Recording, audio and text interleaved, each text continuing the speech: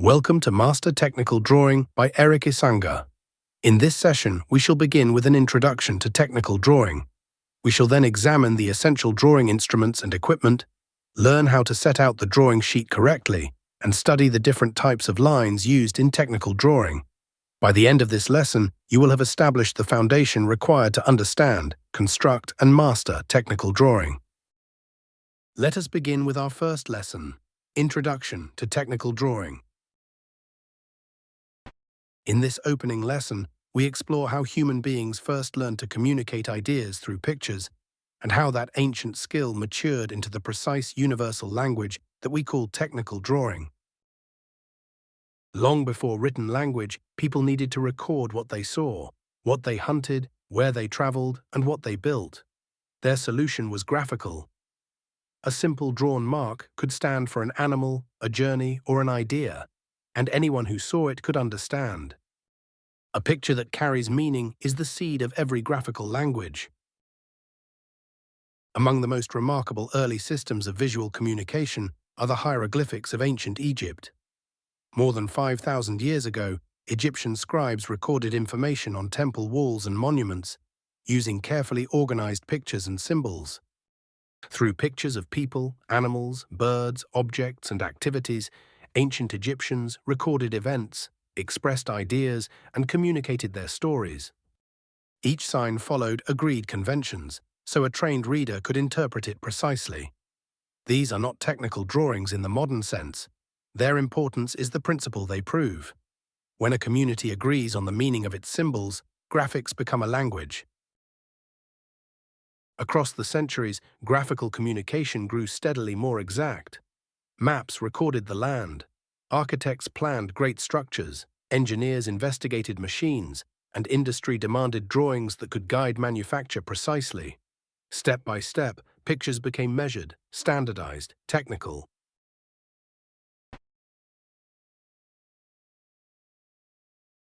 From visual symbols to precise technical drawing.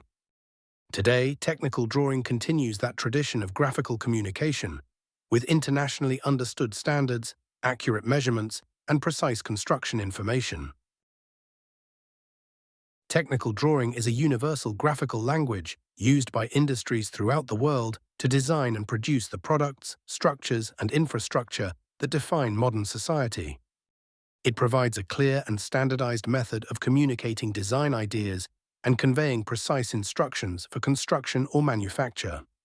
It is difficult to imagine the modern built environment, including furniture, machinery, buildings, bridges, roads, and other infrastructure, without the fundamental role of graphical communication. Today, drawing is an essential means of communication among scientists, engineers, architects, designers, technicians, manufacturers, and construction professionals. For these individuals, the ability to prepare, interpret, and understand sketches and technical drawings is indispensable. A design concept often begins as a simple freehand sketch. The sketch is progressively developed, corrected, and refined until it becomes a complete technical drawing, containing all the information required to manufacture or construct the intended object.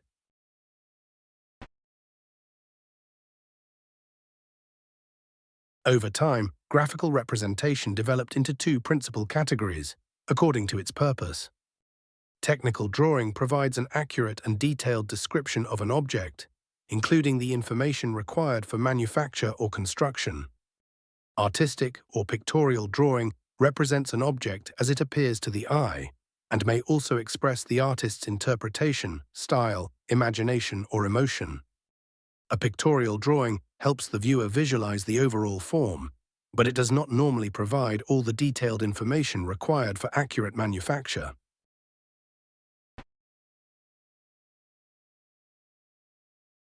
To see this language at work, consider the technical drawing of a simple bracket. It is described by three related views, arranged in first-angle projection and connected by thin projection lines. The front elevation shows the bracket as seen directly from the front. It gives the overall length of 50 mm, the height of 30, the 7 mm base, and the rounded lug with its 8 mm hole and the 11 mm neck curve. The plan shows the same bracket from above. the width of 30 millimeters, the semicircular end, and the exact position of the mounting hole through the base. The end elevation completes the description. 2 lugs, each 7 millimeters thick, separated by a clear space of 16 millimeters. Notice the 45-degree mitre line, which transfers depths between the plan and the end elevation. 3 views. 1 complete, exact description.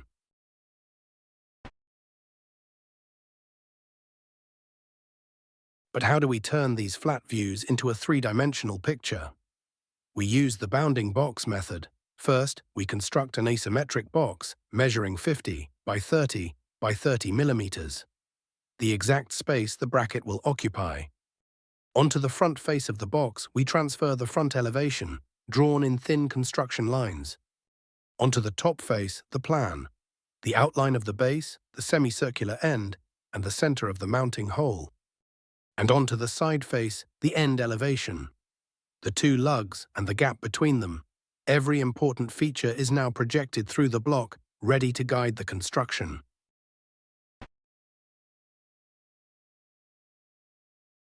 Now the bracket emerges step by step. First, the base, 7 millimeters thick, covering the full footprint. The plan gives the semicircular end, and the end elevation divides the upper block into 2 lugs, with a 16 millimeter space between them. The front elevation shapes each lug, the rounded crown and the smooth 11 millimeter curve flowing down into the base. Finally, the details. The 8 millimeter holes bored through the lugs and through the base, and the small fillets that blend each lug into the base.